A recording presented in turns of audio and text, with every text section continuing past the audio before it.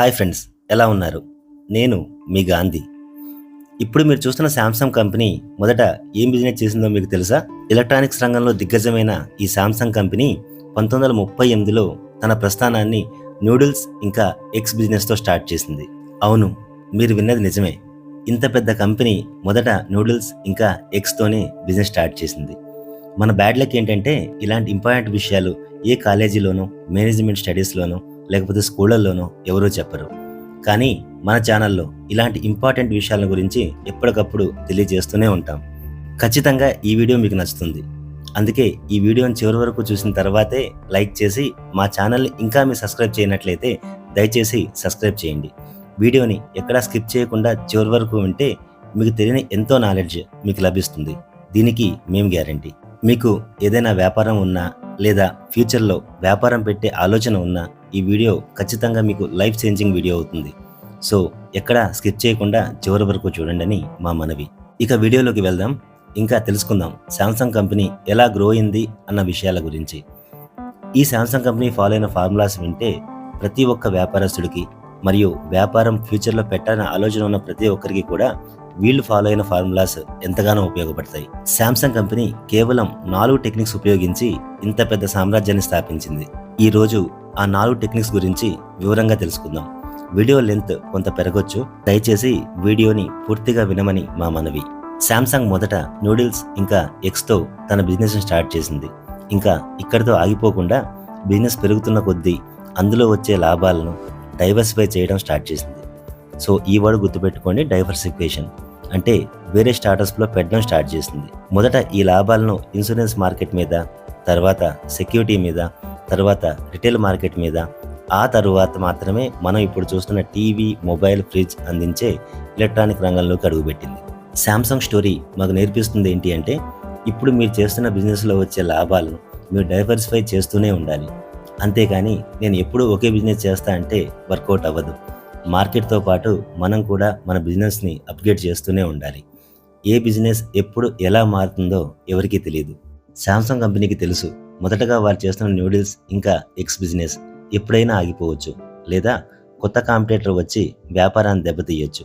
So అందుకే Samsung తన లాభాలను డైవర్సిఫై చేసి రకరకాల చోట ఇన్వెస్ట్ చేసి ఈరోజు మనం చూస్తున్న అతిపెద్ద దిగ్గజ కంపెనీగా ఎదిగింది. ఇక రెండో విషయానికి వస్తే శాంసంగ్ కంపెనీ 2004లో మొబైల్స్ రంగంతో ఇండియాలోకి వచ్చింది. బట్ పెద్దగా బిజినెస్ని క్యాప్చర్ చేయలేకపోయింది. ఎందుకంటే నోకియా కాంపిటీషన్ చాలా హెవీగా ఉంది. ఇంకా మొబైల్స్ అంటే అందరూ నోకియా తప్ప వేరే వాడేవారే కాదు. అప్పుడు శాంసంగ్ కొత్తగా ఆలోచించింది. నోకియాని వెనక్కి నెడితే కానీ తాను నిలబడలేను అనుకుంది. ఇక వెంటనే 2 కొత్త ఫోన్స్ని లాంచ్ చేసింది. శాంసంగ్ గెలాక్సీ ఇంకా శాంసంగ్ నోట్ సిరీస్. వీటిని అప్పటి వరకు నోకియా టచ్ కూడా చేయలేదు. నోకియా ఒకే రకమైన రిపిటేషన్ ఫోన్స్ని తీసుకువచ్చేది.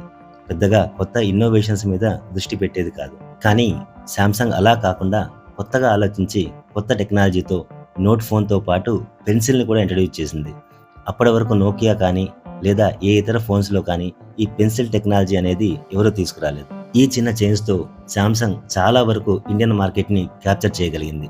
దీని నుంచి మనం ఇది నేర్చుకోవచ్చు. మనం ఇప్పుడు చేస్తున్న బిజినెస్లో వేరే కాంపిటీటర్ కంటే మనం కొత్తగా ఏం ఆలోచిస్తున్నాం, ఏం చేయగలం అని ఇలా ఆలోచించడం మొదలుపెట్టి అడుగు ముందుకు వేసిన రోజున మీ విజయాన్ని, మీ బిజినెస్ని ఎవరూ ఆపలేరు. శాంసంగ్కి ఇది తెలియదు, తాను తీసుకువచ్చిన టెక్నాలజీ ఫోన్స్ ఎంతవరకు ఇండియన్ మార్కెట్లో క్లిక్ అవుతాయి అని. బట్ కొత్తగా ఆలోచించి అడుగు ముందుకు వేసింది. ఎప్పుడూ మనం చేస్తున్న బిజినెస్లో ఏదో కొత్త ఇన్నోవేషన్స్ని తీసుకువస్తూనే ఉండాలి. ఎవరికి తెలుసు, మీరు చేసే ఆ కొత్త ఇన్నోవేషన్ మీ బిజినెస్తో పాటుగా ఈ ప్రపంచాన్ని కూడా మార్చేయచ్చు. ఇప్పటి వరకు మీరు మా వీడియోని చూశారు అంటే ఖచ్చితంగా ఈ వీడియో మీకు ఎంతో కొంత ఇన్ఫర్మేటివ్గానే ఉండి ఉండాలి. దయచేసి లైక్ చేయండి. ఇంకా మా ఛానల్ని సబ్స్క్రైబ్ చేసి బెల్ ఐకాన్ని క్లిక్ చేయండి. తర్వాతి పాయింట్ కొంచెం నెగిటివ్ పాయింట్, బట్ దీని నుంచి మనం చాలా నేర్చుకోవచ్చు. ఇంకా ఇది చాలా ఇంపార్టెంట్ పాయింట్. సామ్సంగ్ ఎప్పుడైతే వచ్చిందో అప్పుడు క్వాలిటీ కన్నా క్వాంటిటీ మీద ఎక్కువ ఫోకస్ చేసింది. సామ్సంగ్ది ఒకటే లక్ష్యం, ఎక్కువ ఫోన్స్ రెడీ చేసి ఎక్కువ లాభాలను పొందాలని. దీనివల్ల మీరు వినే ఉంటారు, శాంసంగ్ పాత ఫోన్స్ కనుక మీరు చూసినట్లయితే ఎక్కువగా హ్యాంగ్ అయ్యేవి, ఇంకా బ్యాటరీ కూడా త్వరగా డ్రై అయిపోయేది. ఈ ప్రాబ్లమ్స్ వల్ల శాంసంగ్ గ్రోత్ కిందకు వెళ్ళడం మొదలుపెట్టింది. దీన్ని త్వరగా గమనించిన శాంసంగ్ క్వాంటిటీ మీద కన్నా క్వాలిటీ మీద ఎక్కువగా ఫోకస్ చేసింది. ఉన్న టెక్నికల్ ప్రాబ్లమ్స్ని త్వరగా సరిచేసింది. ఈ నెగిటివ్ పాయింట్ నుంచి మీరు ఇది తెలుసుకోవచ్చు. ఎప్పుడూ మన బిజినెస్లో క్వాంటిటీ మీద కన్నా క్వాలిటీ మీద ఎక్కువ ఫోకస్ చేస్తే మీ ప్రోడక్ట్లో ఉండే క్వాలిటీ ఆటోమేటిక్గా మీ బిజినెస్ని పైకి తీసుకువస్తుంది. క్వాలిటీ విషయంలో ఎప్పుడూ కూడా రాజీ పడొద్దు. నెక్స్ట్ మీరు తెలుసుకోబోయే పాయింట్స్ ఇంకా ఇంట్రెస్టింగ్గా ఉంటాయి. సో వీడియోని ఎక్కడా స్కిప్ చేయకుండా చివరి వరకు చూడమని మా మనవి. ఆ తర్వాత Samsung research and development team ఒకటి గమనించింది. ఎప్పుడూ మొబైల్స్ అమ్మితే మాత్రమే పెద్దగా లాభాలు రావు అని. వెంటనే శాంసంగ్ ఒక్కసారిగా ఎలక్ట్రానిక్స్ వైపు ఫోకస్ చేసింది. Fridge, washing machine, microwave oven, AC, laptop ఇంకా ఇతర ఎలక్ట్రానిక్స్ని మార్కెట్లోకి శరవేగంతో తీసుకువచ్చింది. మీకు తెలిసి శాంసంగ్ ఇవి మాత్రమే చేస్తుంది అనుకుంటున్నారు కదా, కానీ కాదు. శాంసంగ్ వీటితో పాటు షిప్స్ ఇంకా యుద్ధ నౌకల్ని కూడా తయారు చేస్తుంది. ఇంకా ఇవే కాకుండా మీరు ఆశ్చర్యపోయే ఇంకో విషయం కూడా ఉంది. దుబాయ్లో మీరు చూస్తున్న ప్రపంచంలోనే ఎత్తైన బుర్జ్ ఖలీఫా కూడా శాంసంగ్ నిర్మించింది. సో దీనివల్ల మీకు ఇది కూడా అర్థమయ్యే ఉంటుంది, శాంసంగ్ కన్స్ట్రక్షన్స్ ఫీల్డ్లో కూడా ఉంది అని. ఇవే కాకుండా శాంసంగ్ ఇంకో 80 రకాల బిజినెస్లను కూడా చేస్తుంది. ఇది శాంసంగ్ స్టోరీ. ఈ స్టోరీ విన్న తర్వాత మీకు ఏం అర్థమైంది ఒకసారి కామెంట్ బాక్స్లో తెలియజేయండి. అయితే మీరెప్పుడు ఒకే బిజినెస్లో స్టిక్ అయి ఉండకండి. ఎవరికి తెలుసు ఎప్పుడు ఎలా మారుతుంది అనేది.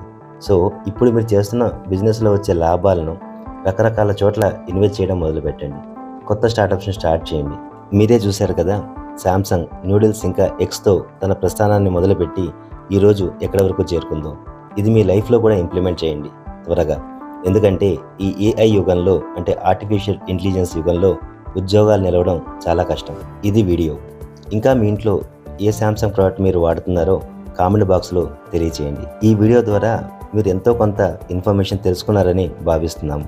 మీరు ఇంకా మా ఛానల్ని సబ్స్క్రైబ్ చేయనట్లయితే దయచేసి ఛానల్ని సబ్స్క్రైబ్ చేయండి. ఇంకా వీడియోని లైక్ చేయండి. మరొక వీడియోతో మళ్ళీ కలుద్దాం. అంతవరకు సెలవు. నేను మీ గాంధీ. నమస్తే. జై హింద్.